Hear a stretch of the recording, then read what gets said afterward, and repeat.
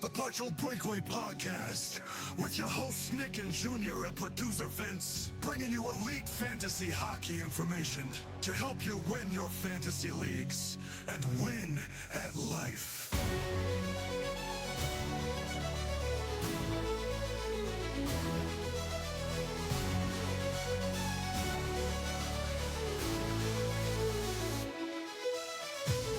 Episode 113 of the Partial Breakaway Fantasy Hockey Podcast. I'm co-host Junior. To my right is co-host Nick, and to his right is producer Vince.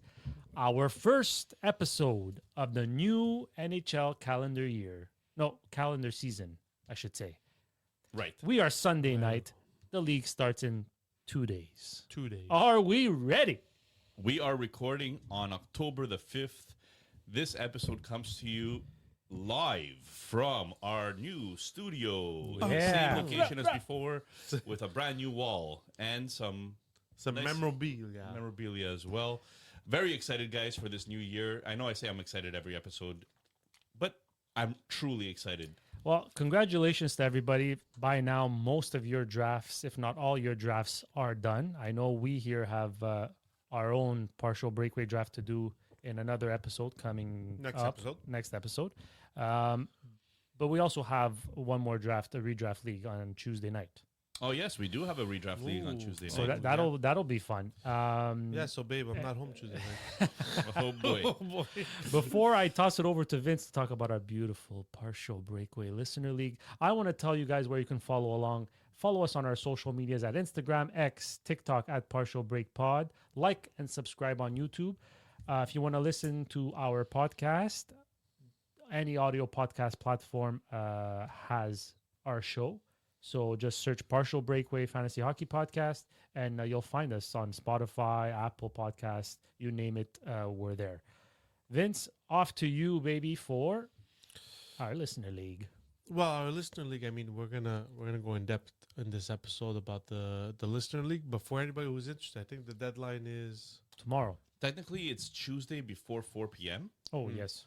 But, I mean, don't wait last minute. You have a day and a half left before the actual registration closes. Yeah. So we have about 40 teams registered right now, which picked up the last week, especially picked up. Yeah. So listen, if you guys are interested, like we said, like we've been saying every episode, come in, DM us. We'll give you guys the link. The link is also It's pretty much your last chance. Yeah, the link all is our also socials, on our social. So just click the link. You don't even have to DM us if you don't like us. And just one thing is there seems to be an issue with PayPal and Fantrax. So if you can avoid using PayPal to pay your registration fee, which is $15 US, then it'll save you a lot of problems. Guys, as an official intro to this episode, Do it, Nick. I just want to mention, like, this time of the year, it's October, and hope springs eternal. Here we go. Look, there's some teams that are coming off some great times. The champs sobered up quickly, though, when they're defending to defend their title when their captain went down. Right? Can their magical three-peat still happen? Will their state rivals have anything to say about it? Sounds like they want something to say about it. How will Edmonton keep McDavid happy? Like, these are storylines coming into the season, right? Is the injection of youth good enough to keep McDavid happy in Edmonton? Did Vegas just get their upper hand in the West? Right? They just got somebody in the name of Mitch that came over. Is that enough to bring them over Edmonton, who seems to be their number one rival in the West? Can Toronto continue being dominant in the Atlantic without their local boy wonder? Sid the Kid stays a Penguin? Ovechkin continues his record-breaking finale?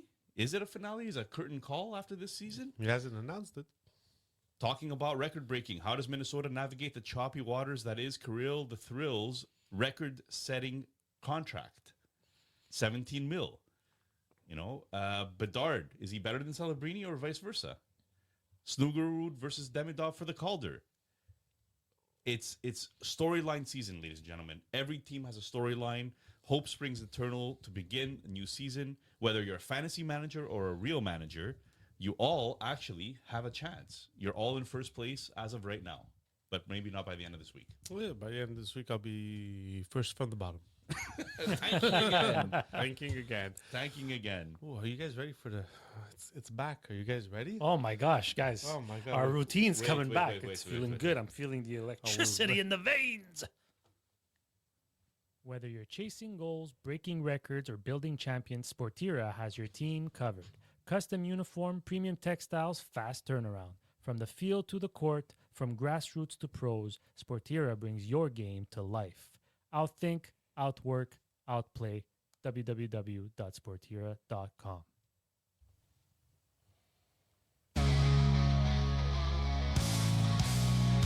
Odd Man Rush.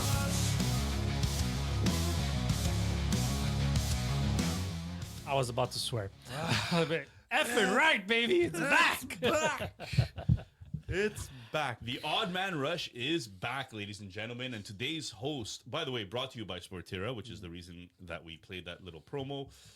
Vince, why don't you hit us off with the Odd Man Rush? My will. And what is the Odd Man Rush for those of you that actually haven't heard about it before? We take news and notes and trends of the NHL and turn them into 30-second takes, which usually last 3 minutes, especially when I'm hosting, because these two guys just don't want to stop talking. And obviously, like Nick said, it is sponsored by Sportira. If you want to visit them, www.sportira.com. And yeah, so listen, there's not much game time information in the NHL, but there is a lot of contract talks in the NHL. So we're going to go through a few contracts that were signed. And well, we'll start, Nick, we'll start off with the one you announced, my friend. Kirill Kaprizov, record-breaking contract, 8 years, $17 million. So Nick, you go. I'll give you the floor on this one. So there's two parts to listen to this, or two parts to think about when you're thinking about this contract. Number one, for Minnesota fans out there, you got to keep Kirill the Thrill for another 8 years. So you're stoked about that, regardless of the contract. And I know you're all saying about the contract, and it makes sense because, you know, it's a lot of money to give to somebody. You're paying him more than McDavid. You're paying him more than Draisaitl. You're paying him more than anybody else in the league. However, he is that important to Minnesota, and Minnesota is well established that they have a lot of good long-term contracts that are not too expensive, and they have some good youth coming in that's going to be on ELC contracts, like a Ziv William, for example, right? Maybe a Riley Height. Like, there's a couple of guys that are going to come in that might save you on those contracts. And you just came out of cap hell, right? By Yeah. getting rid of the Suter Parisi and and Parisi Suter. contracts. Yeah. But you gave it all to Kirill, and it kind of makes sense, though, right? Now, that's Minnesota's point of view. From a fantasy manager's point of view, this kills Kirill's value, in my opinion. Because whether he's 100 points or not, like he gets 100 points in a year, maybe 105 points, it's still $17 million if you're in a cap league. Yeah, it'll kill you this cap league and next year's cap league. But It's a when good the point. cap goes Guys, higher, don't forget, this year's only 9 million. It's Yeah, not this yeah, year, exactly. it's So- next year. and- Only. so it might kill you next year cap league. But the year after that, I mean, the salary cap is going up, and if you're in a dynasty league, usually you follow the salary cap of the NHL plus whatever. So I don't think I don't think it's that bad of a contract. I just feel like Minnesota next year when his 17 million starts, Tarasenko comes off the books, Zuccarello comes off the books. That's $9 million. So basically, you gave him the 7 million, but you got other players to sign after that, and like. Well, they signed the important ones. But I think they're saving grace, and I think Nick said it before, was getting Boldy to $7 million for 7 years. I just want to add one last thing. So the NHL salary cap projections for the next 3 years. So it's 95.5 this year, projected 104 next year, and 113.5 2027, 2028. So basically 9 million a year. But they're already saying that it's probably going to be even higher than that.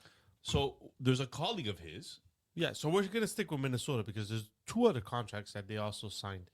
One was an RFA, which is Marco Rossi. So 3 years, $5 million. The surprising one to me, Philip Gustafsson, 5 years, 6.8. Junior, these two contracts. What is it telling you, especially with the rookie goalie, which we all thought was going to make that next step this year? So the first thing is Marco Rossi. I don't know why it took so long because he's their number one center. There's Eriksson Ek. Right now, he's been slated to play with Kaprizov and Boldy. I think that's going to be one of the craziest lines this year. So to have Rossi at less than $6 million playing on the top line with a 35-goal scorer and a 100-point player, that's money, man. You thought Kirill Kaprizov could kill your team. Marco Rossi could boost your team. Then Gustafsson, man, Wallstead owners are probably shaking right now. What do I do with Wallstead? This guy signed, what was it, 6 years, 6 said? years. He signed 6 years. Almost $7 million. And Wallstead is at that age now where he's supposed to be ready to be an NHL starter. So at 6.5, is that 1A, 1B money? Or look, It sounds more like 1A money right now. if Gustafsson keeps up the numbers, and like that's what we've been saying all offseason, right? Is that he's really good 1 year and average another year. Really good 1 year, average the other. So if he could come back with another really good year, he's going to be the starter of this team. I also want to mention Joel Eriksson Ek has 4 more years at 5.2. Really good cap management. Rossi has 3 more years at 5. So now your top 2 line centers are a total of 10 million, That's it. right? So that's where they're kind of And your gaining. and your number one winger is 7 million. And Boldy, like we said. Well, your number 2 winger because Yeah. Kaprizov is your number 1. Kaprizov, yeah. But yeah, I get it. Yeah, absolutely. So you have even Boldy signed pretty long term. So again, this is another reason why they're in an okay position as Minnesota fans. Yeah. It's just if you're a fantasy league You- guy, you're hurting with 17 million. Yeah. And You're- look, listen. we know in loose pucks, Yellowknife, so GM Tino and co-GM Johnny, they have Gustafsson and Kirill Kaprizov That's 2 big and raises. Jackson Lacombe, which we're going to get to in a bit. Well, let's get to him. Unless anybody else has something to say. I'm just gonna say in our Lama League, I had Pete has a Kaprizov. traded me Shesterkin because he just couldn't afford it. Couldn't afford all these big contracts that were coming up. Yeah. Next, Toronto Maple Leafs might have lost Mitch Marner, as you all know, but they signed Anthony Stolarz to a 4-year, $3.75 million. Nick, does this solidify that they're hoping they're the number one? He's the number one goalie in Toronto, or are you still seeing that Wool can take that away from him?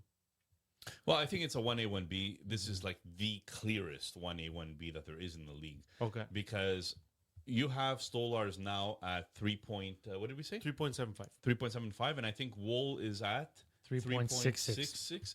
Like they have identical contracts pretty much. So this is Toronto saying we have 2 goalies. We're going to ride with both of them for a total of 7 million, Yeah, and that's it, right? So like Stolarz had very good numbers last year. He had 70% quality start percentage. He had 21 wins. He had a 214 goals against average and a 926 save percentage. The year before that, he had 925 save percentage. So this is not something new for Stolarz.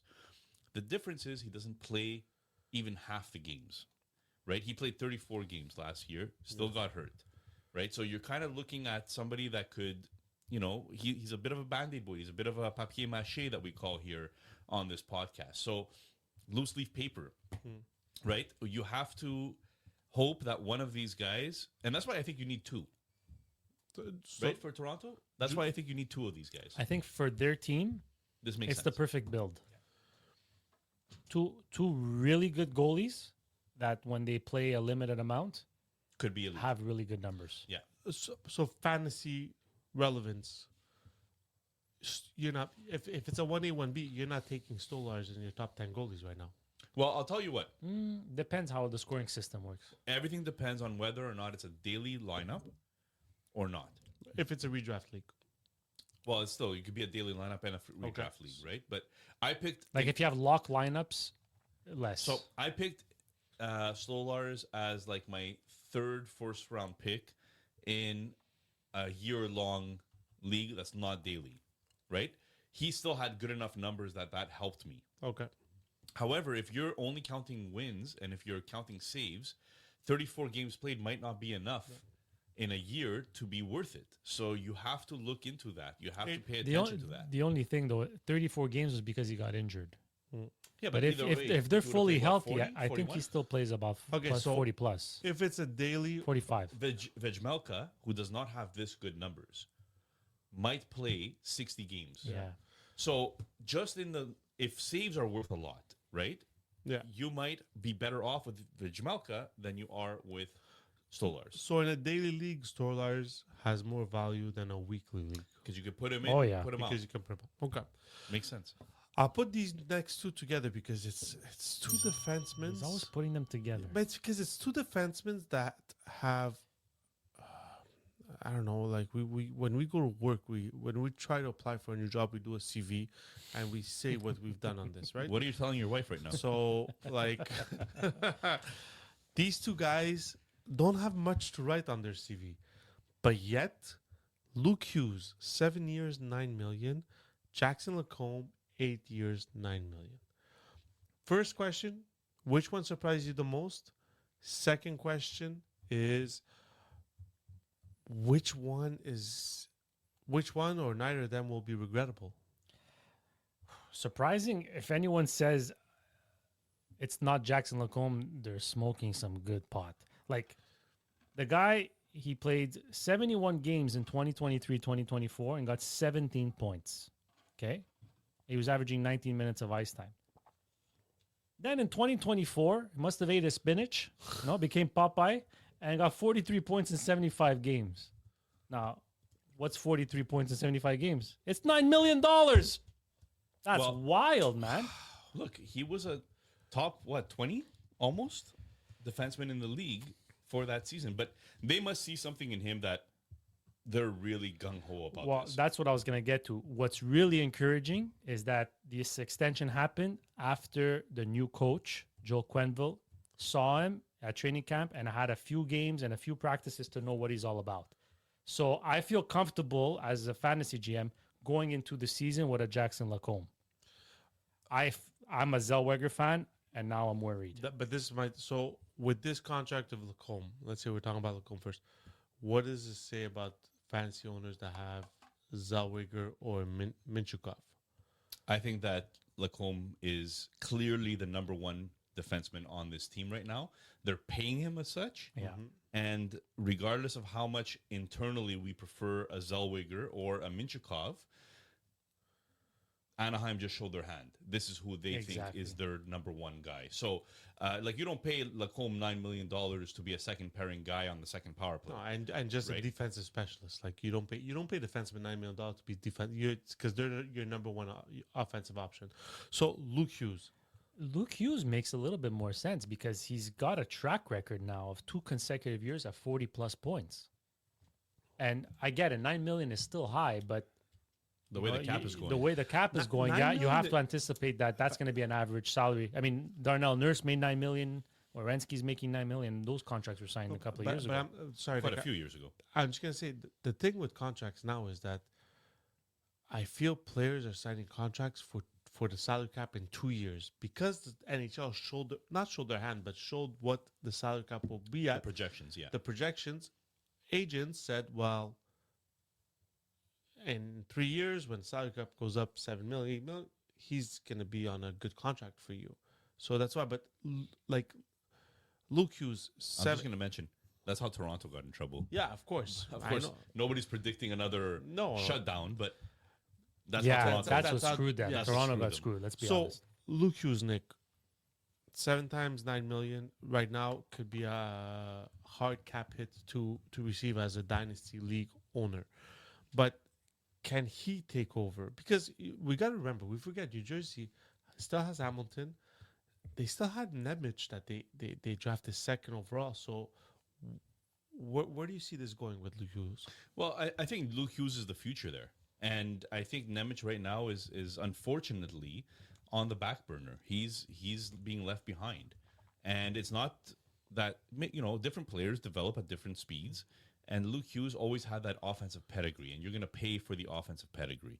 So to me, Hamilton is still in his way for this year, Yeah. but I don't think Hamilton will be in his way in the following years. I think this contract clearly shows that their goal is to have Luke Hughes as their top power play guy, top defenseman, top everything on this team, puck mover, everything. Look, I think this contract negotiation hurt him because had he been at training camp, I think he probably would have cracked power play one because he's done it in season where he's taken over for Hamilton while Hamilton was healthy. So I think that hurts him, and that's good for Dougie Hamilton GMs because he should get the power play time at least. I mean, unless that power play struggles, they're going to put Luke Hughes in a lot faster. But if that power play is going, Luke Hughes now has to wait.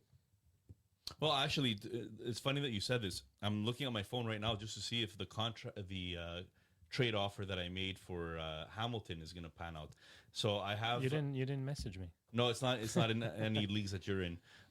In one of my leagues, though, I have Luke Hughes, and I'm trying to trade for Hamilton as a 1-year rental, just to have Hamilton in there for this year, and then Luke Hughes is going to be my future for the New Jersey Devils, and I think that's exactly what it's going to be. Ring that bell. Next, this was a long lockout. A lot of rumors about him being traded, but at the end they got it done. Mason McTavish, 6 times, 6 years, $7 million. Leo Carlson, centerman number 1, McTavish number 2, or are we switching that up, Dick? Well, I'm going to listen to Victor Nuno, who had come on our podcast and had mentioned, from Dauber Hockey, by the way, and he does things for McKinney. Fantasy Hockey Life. Yeah, Fantasy Hockey Life, yeah. He mentioned that Leo Carlson is the number 1 guy there talent-wise, and he'll always be the number 1 guy talent-wise, whereas McTavish is going to be more of that second-line player. Now, I see McTavish being maybe a 70-point second-line player, and $7 million is very nice for a 70-point second-line player. I just don't know if he has the upside right now to be, how can I say this? Not fantasy relevant. He is fantasy relevant, But like a prominent but like player. a prominent fantasy relevant player. And that's what scares me a little bit. But he's only 22 years old. We forget how young this guy is. Because he came in so young. That's right. So he's already played almost three full seasons. And he's only 22 years old. So He put up like 40 first year, 43, second year. Second year he was sophomore. He was on, he was on pace for 54. He was on pace. He's 42 points in 64 games second year. Third year, 52 points in 76. And 52, people thought he had an off season. Imagine that. The Well, I thing think with there's a lot of promise. he's very streaky too, right? Like you saw last year that he went through that phase. I think it was, I don't know if it was right before the Four Nations or right after. He went on a crazy, ridiculous stretch where he was getting points every game. But what's encouraging for McTavish is that he's gotten better every year, and he hasn't cracked 17 minutes of ice time yet. Yeah, I'm not a huge fan of McTavish. I understand that there's upside. I'm not a huge fan of McTavish, but I think he's going to be a very solid real life player. What needs to happen for McTavish to be really prominent is if he can crack power play one. And as we speak, he's not on power play Like we're one. going to go back to last year when you hear this. It's done. Okay. When you don't so- forget to push.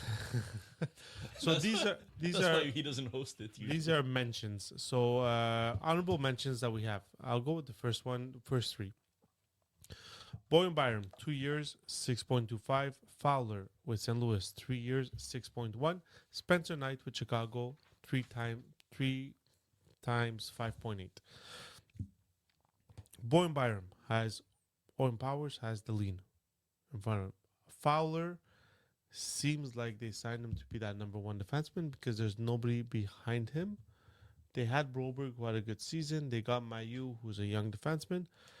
And Spencer Knight. What does this say about their young goalies? Comesso and was it Harbaugh or the other guy that they drafted? I don't know. Between them No. and Utah, I forget Gajan, Rabal. Gajan, because Harbaugh was Utah. So, Nick, pick one. Talk about him. Well, it's funny that all three of these are actually shorter term contracts. Yeah. It's like kind of not prove it contracts, but it's we have other plans as well, kind of thing. So that's why I think the Spencer Knight thing at 3 years is perfect, because Spencer Knight gets the opportunity to show what he could do for the next 3 years. And then if they're not tied to him, if he doesn't perform in those 3 years, so they could easily drop him and have one of those Gajan or Hrabal or whatever you said, Comesso, take over from there. Fowler, I think it's the same kind of thing, but he's also older, right? He's much older. Yeah. So 3 years makes a lot more sense for that. But I think that he is showing that he's going to be the number one power play guy on that team at 6.1 million. And that's always valuable for fantasy hockey. And it's a pretty decent contract for a number one power play guy. I would say don't sleep on Byron, because first of all, he's on a pair with Darlene. So that means a lot of ice time. He might not get power play 1, but I think he was managing to get decent points without power play 1. And I think now being constantly on a pair with Darlene, like, they can have 2 guys with 40 plus points. And Spencer Knight, we talked about how McTavish is only 22. Spencer Knight is only 24 years old. Yeah, Like, which is exactly the age that where- goalies start. Exactly. Finally, the last 3 honorable mentions. I mean, these are really, Deep leagues. deep leagues. Candidates. Zari, 3 years at 3.7. Lafreniere, 3 years at 4.1. Evangelista just signed 2 years at 3 million. Out of these 3, is there any of them that are fantasy relevant if you're doing a redraft league? Well, if you allow me, Go. I'm To going to speak introduce myself. My name is Hey. Okay, sorry. every Off topic episode. again. He has to I always took a break sing. during the previews. And because of that, you made me misclick the wrong person. Should I go first? No. Damn it. You're gonna- Lafreniere. I knew it. I want to speak about Lafreniere because he is more than just a deep league guy. You just want to rub it in because I dropped it. He has eh? 3 years at 4.1 million. He is a player that he is a Sure player is, Nick. that I always get confused with Lafreniere. Usually everyone I say is a player, Nick, but go ahead. All right. Sorry, I'm having Alex Lafreniere. Here we go. So, 24 years old. So he's 23.9. So he's almost there. 42 points last year, but it was his second season in the NHL, and he started becoming fantasy relevant. Maybe a deep league, like you said, but he was starting to become fantasy relevant, and I think that's just going to continue going. 16 minutes of time on ice. If that goes up to 17 and a half, now you're looking at a point pace that could be a 50, 55 point pace, and that makes him even more fantasy relevant if he continues going in this trajectory. I would love to disagree with you, but I agree with you because first of all, I've had him in loose pucks as a depth guy. So whenever I had an injury, I needed someone for a certain week, I would plug him in, and it was hit or miss. Right? There's weeks he had good weeks, and there's weeks where he didn't get me any points. But he was playing on a line with Dano and Dominic Moore. Now he's being deployed with Byfield and Fiala. So if that stays at that cap hit in cap leagues, he can be pretty. He can be pretty valuable. Finally, we had a trade. Did Edmonton solve their goaltending problems by getting Connor Ingram for future considerations? Let's make this week. Nick? It's not going to be quick because we're going to get into disagreements Yeah, here. we're gonna and fight. Start fighting. We had this conversation be through like chat Tampa- already. This is going to be like Tampa, Florida, or Ottawa, Montreal, where the Jackeye brothers come out and show that they're We have no They're time. worth- Go. okay, So my finger's on the bell, so hurry up. yeah. Okay, well, look, Ingram was in Utah. He was starting to come along. He was starting to take over as the number one, maybe, or fighting at least for more ice time with Vijmelka, who is not necessarily a top-end goalie, but he's still a very valuable goalie, Vijmelka. So I think Ingram was really showing something, and then he went into the player assistance program. And that kind of threw off Utah's plans. Now they have Vanacek to back up, so they didn't know what to expect. They went in with Vanacek instead. Ingram might have similar numbers to a Skinner, but I believe that if he continues in the trajectory that he was going in, prior to the player assistance program that he has a chance. I'm not saying he is guaranteed, but he has a chance to be a goalie that could be better than Skinner in Edmonton. Junior. I'm not gonna go on a rant Good. as much as I really want to, but I get it. From Edmonton, it's a low risk move, right? But at the end of the day, when teams really needed a goalie, they went to get a proven goalie. When New Jersey needed a goalie, who did they go trade for? Markstrom. When Ottawa needed a goalie, who did they go get? Allmark. These are all proven guys that now have been proving it with those teams. Edmonton really needs a goalie. What did they go get? A Skinner 2.0. I get it. He showed signs that he could be better than, but it's not enough of a sample size. 50 games is not enough of a sample size for me to say it's going to help Edmonton in the future. I just no. Nick, shoot him. You can't listen. At the end of No, the day, we want good radio, damn it. listen. At the end of the day, I don't think that type of goalie was available for Edmonton to go get in the first place. I don't think there was a Markstrom or there was an Allmark for them to go get. I don't think it was so much There was available. a Gibson available. I think Yeah, it but was he so had much signed they with didn't Mitchell want to already. pay for Pay it. exactly because They didn't were. have the assets. Never mind. Before Nick goes on his rant, I'm just gonna say my thing is Connor Ingram is an upgrade on Picard, so Edmonton basically made their team better. It's a zero risk move because they paid nothing to get him and they got him at a discount because there was some cap retained. However, I will say that this is Edmonton scrambling a bit to get Ish. more depth, more goaltending depth when they had the opportunity to draft Wallstad and they didn't. So this is them paying for that mistake because That's they the should next have. guy they're going to go trade for. That's the first mistake that they did was they should have gone after Wallstad. But And is- that draft, and I'll tell you right now, listener Tasso would agree with me 100%. Who did they draft? Burgo? Please don't make me. Okay. All right, ladies, and that is our first odd man rush Of this NHL season. Yes. Applause. That was loud. Oh, Odd Man Rush.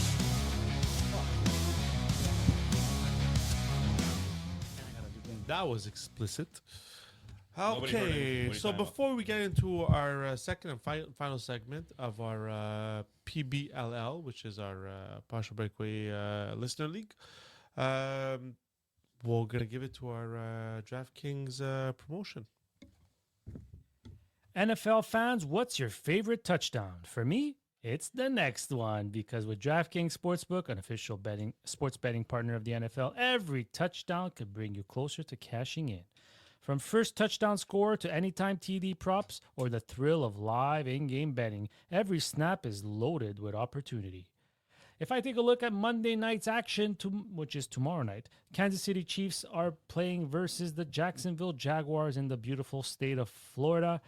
You have the option here. I mean, the Kansas City Chiefs are favorite by 3.5 points. You can go with the total spread at 45.5 or simple money line, as long as you bet within your means. Here's the best part. Bet just $5, and if your bet wins, you'll get $200 in bonus bets instantly. Now, DraftKings is not available in Quebec, which is where I reside, so if it was, I would. If you do not reside in Quebec and reside in a place where DraftKings is available, I would definitely take a look and sign up. Code THPN. Your team hitting pay dirt pays out to you. Download the DraftKings Sportsbook app and use code THPN. That's code THPN to turn $5 into $200 in bonus bets if your bet wins. In partnership with DraftKings, the crown is yours. Gambling problem? Call 1-800-GAMBLER. In New York, call 877-8-HOPE-NY or text HOPE-NY 467369. In Connecticut, help is available for problem gambling. Call 888-789-7777 or visit ccpg.org. Please play responsibly on behalf of Boot Hill Casino and Resort, Kansas. Fees may apply in Illinois. 21 plus age and eligibility varies by jurisdiction. Void in Ontario. Bet must win to receive reward. Minimum minus 500 odds required. Bonus bets expire 7 days after issuance. For additional terms and responsible gambling resources, see dkng.co/audio.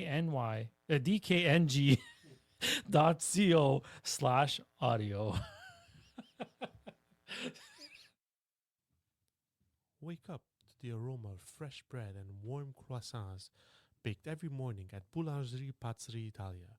From cannolis to crusty Italian loaves, every bite is made with passion, tradition, and a touch of Italy. Come taste the difference, where every pastry tells a story and every loaf is baked with love. Boulangerie Pâtisserie Italia, situated at 5496 Jean Talon East, Saint Leonard. Come visit.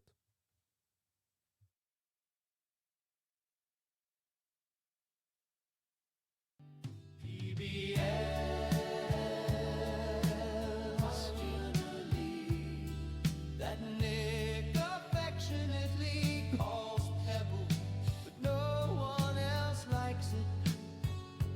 Partial Breakaway Listener.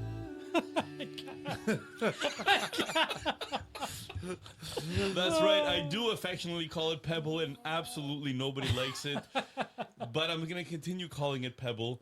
The PBLL Partial Breakaway Listener League. I promise you guys next week, Nick will be dressed as Bam Bam. Guys, this is our league. It's our first ever listener league. We are excited. It's a season-long league. We mentioned that we were going to talk about it a little bit here. We do have lineups of 2 centers, 2 left wings, 2 right wings, 2 defensemen, and 1 goalie. $35 million cap, and you got to play with that in order to come up with the best strategies, the best ideas of how to get your team going. There's still a couple of days, or maybe a day and a half by the time you're listening to this, of registration time available. So if you are a last-minute person like I am usually, you could come in and join the fun. Now, we will be talking about strategies on this segment and our listener league strategies, but this could also, I guess, be applied to regular league strategies, regular redraft leagues, some dynasty leagues, like cap leagues, right? So this goes for everybody pretty much. But specifically, we're going to put it into the line of PBLL tonight. This is brought to you by Patisserie Boulangerie Italia, and thank you again for donating and Revamping our studio, because this looks much better than what we had before, which was just a bunch of white walls and a whiteboard that looks stained. Yeah, that was definitely staying. That's after those team. We're going to previews. bring it back during the season. I'm sure there's going to be a few bed boards. You know what? There will be a few bet boards, absolutely, and Ingram might be one of them. Guys, let's talk about different strategies that we're going to use for PBLL. But again, this could be used for many different fantasy leagues,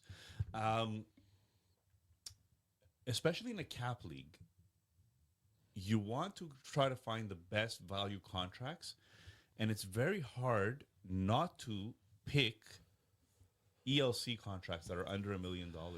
Yeah, I mean, you need to be aware of all these ELC contracts, because there are really good players that are on ELC contracts. I mean, you're looking at Connor Bedard, you're looking at Celebrini, you're looking at Renzel, Lane Hudson. That's a good pick. Yeah, like you're looking at, so because 35 million is such a restricted number, you need these ELC contracts to kick in for you. So one of the strategies is be familiar with all the ELC contracts.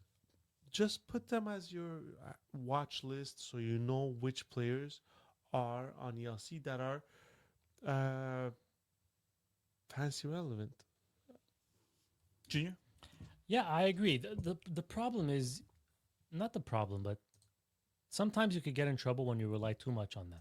Yes. They're I ELC agree. contracts, which means they're rookies or they're young, really young NHL players. Some of them in their sophomore year. Some of them in their sophomore year, Yeah. which Vince really is afraid of. Yeah. But no, like really, like you're relying on these 18, 19-year-olds to pull through for you. And the reality is the NHL is a very difficult league. So unless you're a superstar or with a young guy with a high pedigree, you're likely to have up and down. And some of those downs might happen on a week you start them. And that's why I would be cautious in the sense that I wouldn't rely heavily on them, even though I have about 3-4 players on on my lineup right now with those contracts. But week one is always a little bit different. We'll get to it a little bit later. But yeah, I would just be very cautious with ELC contracts because you don't want to rely too much on just young guys entering the NHL. I'm going to jump to something that was written a little bit lower here, but I think that is very related. If you're using a hero and zero strategy, meaning that you have a couple of big contracts, like a Draisaitl, like a McDavid, like a Kaprizov, like a few of those big numbers at the top, and you need to fill out your roster with a bunch of ELCs, this is kind of related, right? Have any of you actually implemented a hero and zero strategy?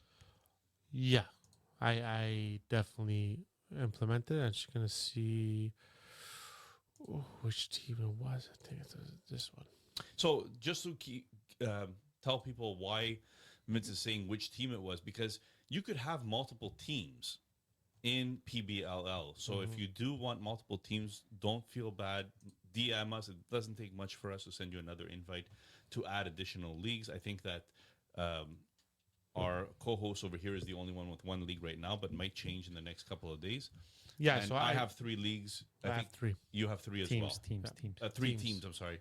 And you Yeah, have 3 like as on well. one of my teams, I started with McKinnon, Kaprizov, Quinn Hughes. Yeah, so Like like those are like all big. if you think about it, if you have multiple teams, you could try different strategies Yes, with of course. each and see which one you like better at the end of the year, because this is going to be an annual league, and that's the goal of this league, right? Yeah, I went with a hero strategy. I went with Hero G. So my first instinct was, and I'm putting my cards on the table. I went with a goalie that I am assured will play 3 games unless he gets hurt, which is Shesterkin. Wow. The problem is he takes up 11.5 of my cap. But they're playing 4 games this week, and only one of those games or 2 of those games are back to back. So I project him to play 3 of those 4. And if I'm looking at the stats for goalies, goals against is -1. For every save is 0.2. Shutouts are +2. Wins are 5 points. And special team points are 1. Okay, which he won't get goals or assists most likely, but 5 wins, 5 points for a win, and they're playing Pittsburgh twice. So I'm banking on at least 10 points from a goalie. That was the focal point of my lineup. Okay, since you started talking about points, can you run down, please, what are the points for the PBLL, just so listeners are aware? Okay, so for skaters, every assist is 2 points. Every goal is 3 points. A blocked shot is 0.2. Every hit is 0.1. Shots on goal count for 0.5. That's a big one. Special team points, so that's a power play or shorthanded. That's 1 point. And that's it. That's it for goalie. That's it for players. Goalies, I'll say it again. Assists 2 points. Goals 3 points. Goals against -1. Every save is 0.2. Shutouts 2 points. Wins 5 points. Special team points 1. I like it. Nick, what else is important Well, to know? Junior kind of alluded to it, which is a great segue. I could tell that he's been going to his podcasting school. Strategy of taking the most games played in the schedule for this week, because this league is a weekly locked league, meaning every Monday you could change all the players if you want, or you could change none of them. So if you're trying to maximize the amount of games played, theoretically giving you the best chance of more games played equals more points, which is not always the case. No. Which teams are we looking at, and what are we like? How's this strategy work moving forward? So for week 1, we know that the team that's playing the most games are the New York Rangers. They have 4 games. Not according to my schedule. Yeah, Yeah. you're in the wrong week. You're Maybe in I'm in the wrong week. You see, that's why Nick's Yeah, in the the wrong. final preseason. So New York Rangers play 4 games. They're the only team that plays 4 games. But then there's a few tricky teams that play 3 games. Now, for goaltending, 3 games, it really doesn't make a difference if your team plays 3 or 2, because most goalies, or 99.9% goalies, will not play back-to-back. So if you're looking at 3 games, you have Boston, you have Calgary, Chicago, Colorado, Florida, Kings, Montreal, Pittsburgh, Vegas, and Capitals. So there's a lot of teams that play 3 games. So what is one of the things you do is look at the opponents. Like Junior said, the New York Rangers, twice they play Pittsburgh. Pittsburgh is scheduled not to have a very good team this year. Like if you have one team who's playing Tampa, Toronto, and Colorado, whether they play 3 games or 4 games, it really doesn't matter because they're playing 3 tough teams. So I think that's where the schedule comes into play and can play to your advantage if you play correctly. I just want to state, going to what you said, out of the teams that play 3 games, the Chicago Blackhawks, the Colorado Avalanche, the Florida Panthers, Pittsburgh Penguins are the teams that don't have back-to-back games, where there's a possibility that their goalie could play 3 games, but I'm not convinced any of them might play 3 games, to tell you the truth. Well, it's very interesting because you mentioned Shesterkin, and he's playing Pittsburgh twice, maybe. Buffalo and Buffalo Capitals. once, and the Capitals. Like the only team here that you're really worried about is the Capitals. But the other teams are pretty much bottom of the Atlantic or bottom of the Metro teams. So it's interesting that New York is probably the best one to start off with here. And maybe you're convincing me in starting some New York players here. But you mentioned something else, is that so it's not only the amount of games played during the week that's important, it's also the opponents that they're playing. Like I don't want to not dress somebody that's playing 2 games a week, that's a superstar necessarily, if their opponent is weak. But playing 4 games against tough opponents might not be the way to go either. So you kind of have to like assess.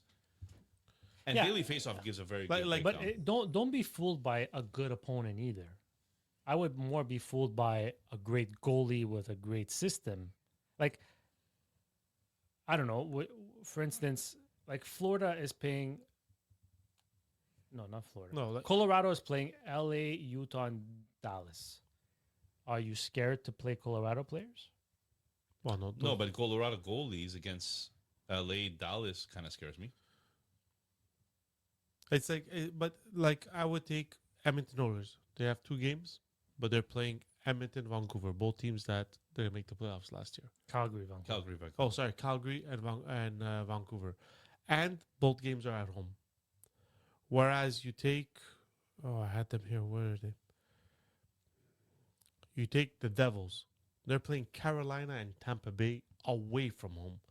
So that has to come into consideration. You're playing away from home. You don't have the benefit of line changes to your advantage. It works against the star players. So What about Toronto, who plays Montreal and Detroit? Montreal is not a great defensive team. They always give Toronto. Rivalry team. Yeah, gonna that's be it. It's fun. a rivalry.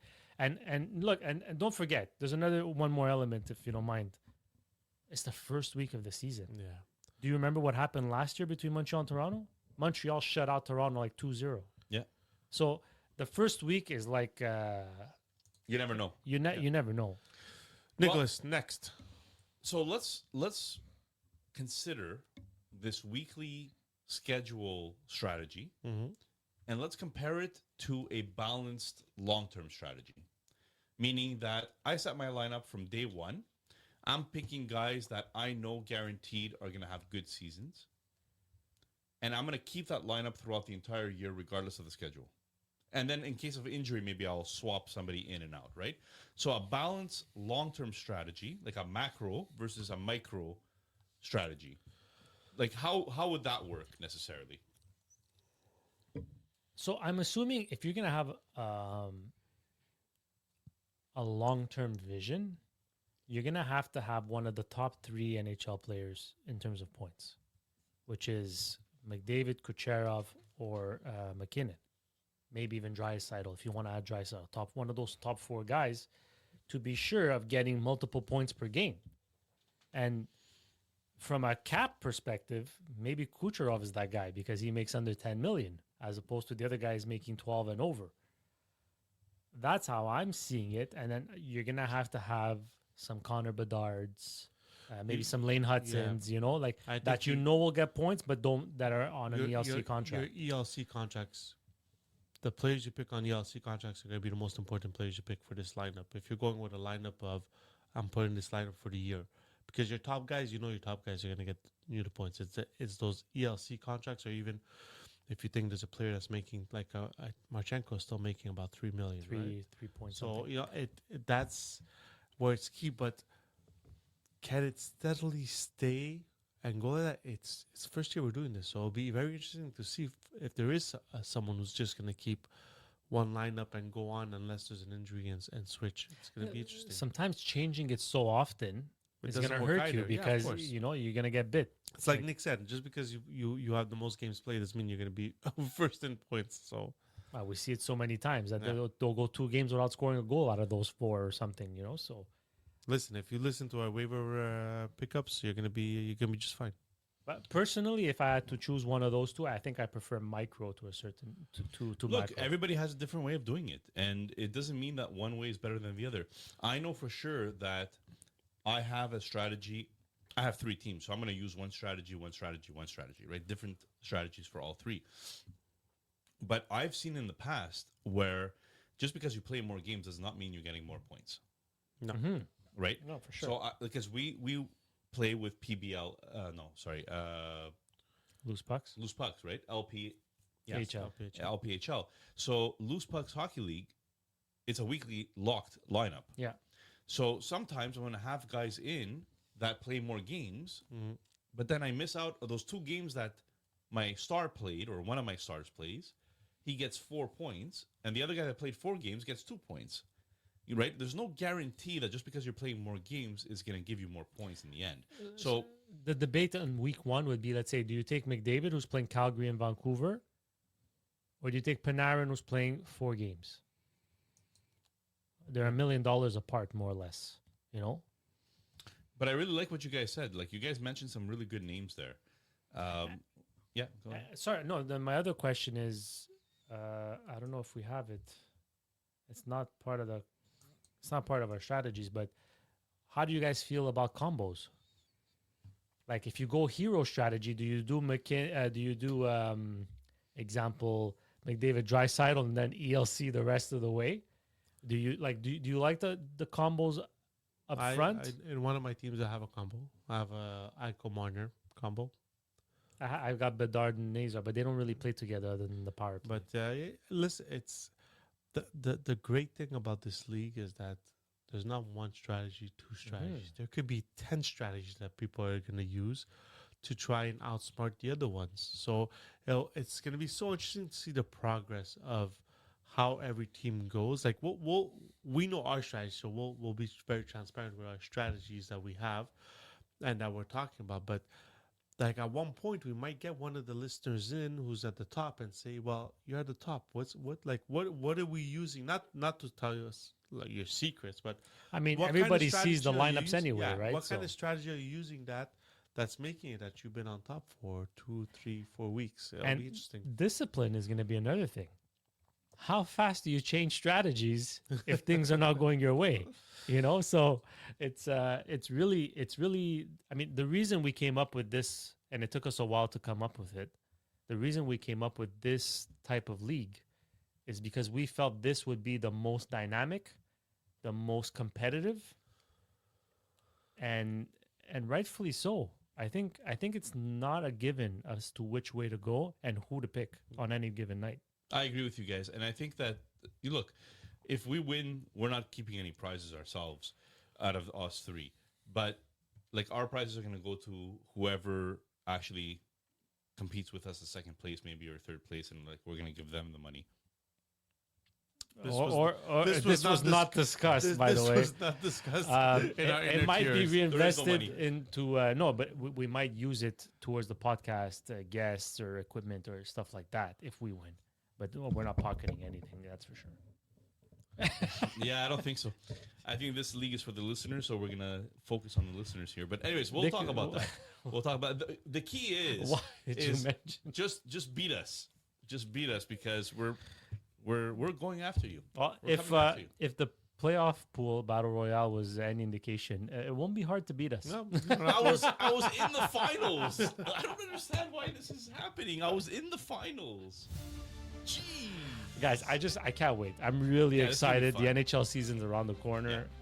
We have one more draft, or two more drafts left. Actually, our partial breakaway 3-man draft yes, that is gonna come out. It's gonna be like a bonus slash episode episode. It's gonna be fun. We're gonna come for it's the gonna come out on- trillions and billions, Billions and and- because we didn't have a trillions, over-under, billions, so millions. I was to happy mention that it. was ended. Oh, that no, we brought man. it back. I'm bringing that back. We're outnumbering you in red today. Have a good night, peeps. Have a good week, everybody. NHL is Have back. a good start of the season.